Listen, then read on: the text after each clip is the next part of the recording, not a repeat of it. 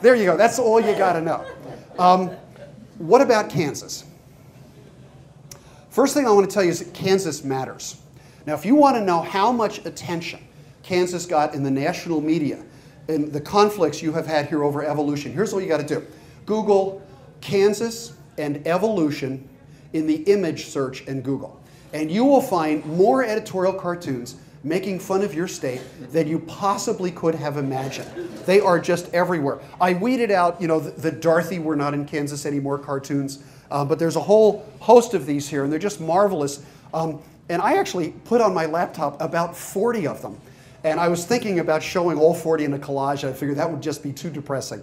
But let me tell you why Kansas matters. The first thing is because of its history. This is no joke. The Kansas Board of Education attracts national attention, and that's really true. So if they make a major change in science standards, this is national news. This doesn't happen with other boards of education, but it really does happen here, and that's a fact.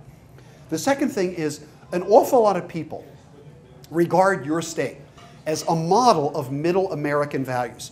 Kansas has farming, it has ranching, it has mineral extraction, it has industry, it's got aerospace. It's got great universities. It has middle class. It has everything. And it's smack dab in the middle of the country. So for example, nobody has ever written a book saying, what's the matter with Delaware? Okay? Or something along those lines.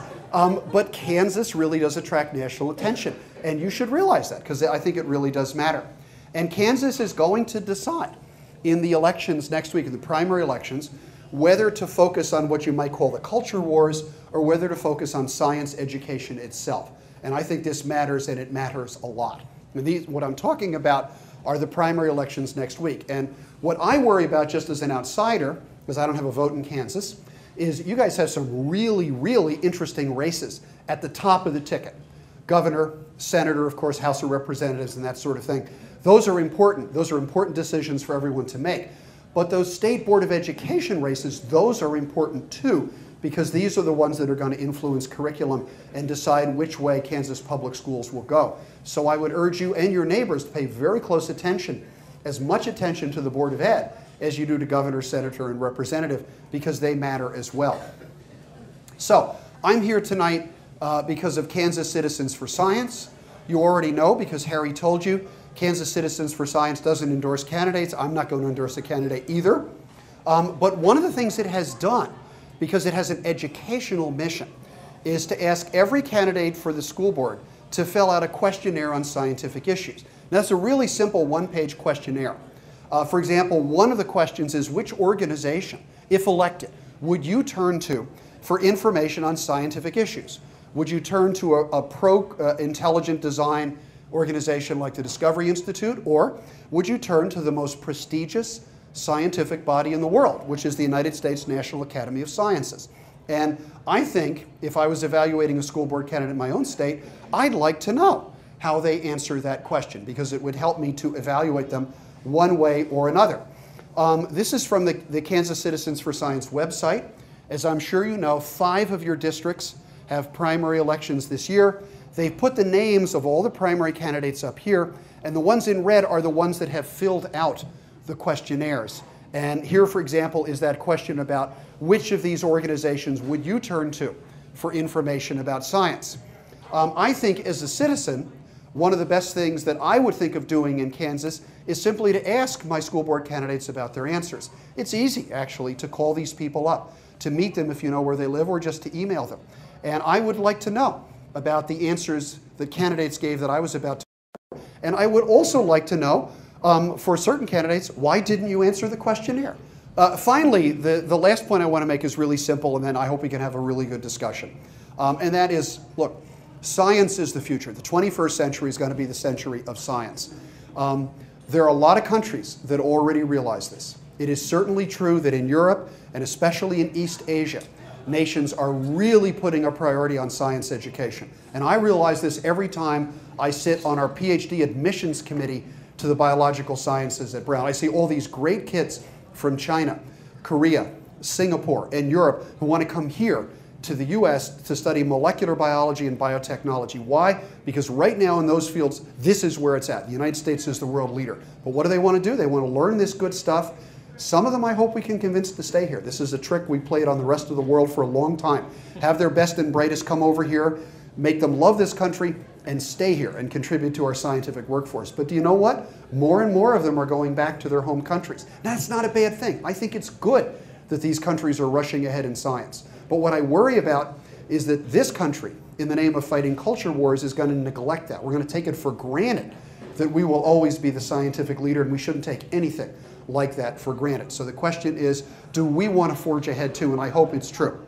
For better or for worse, Kansas is going to help make the future of science education in this country. And that's why I'm here this week, and that's why I think the primary elections next week are so important. Thanks a lot. I look forward to talking with you. Thanks.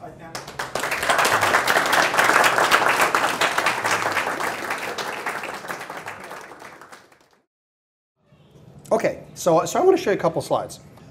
First of all, how many of you have heard the word ClimateGate? Okay, so here's what ClimateGate is. Somebody, about a year ago, hacked into the computers at the University of East Anglia in Great Britain. And they released a couple of thousand emails that were stored there on a server and had been sent by climate scientists. And some of the emails sounded really nasty. I mean, everybody expects scientists to be very nice and very proper and involved in the search for truth. And a lot of these emails were really nasty, like, how do we shut this guy up? And I'm not going to let that guy look at my data and this sort of stuff. Or I've used this little trick to make the data more impressive and so forth.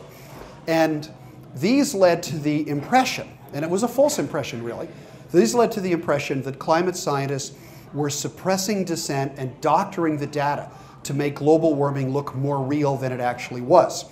And one of the things that came out in this email was that there were mistakes, and serious ones, in the UN Intergovernmental Panel report on climate change that had been published a year earlier. This is one of the stories about it. University scientists and ClimateGate row hid data, refused to make data published, and so forth and so on. In part, the reason they did that, there's no excuse for refusing to release data. But the reason they did it is they thought the people who wanted the data might distort it and make it, twist it around to make it seem to be something that it wasn't. Well, one of the things that turned out to be wrong in that report was a single sentence. And I can't tell you how many op-ed pieces I've seen harping on that single sentence.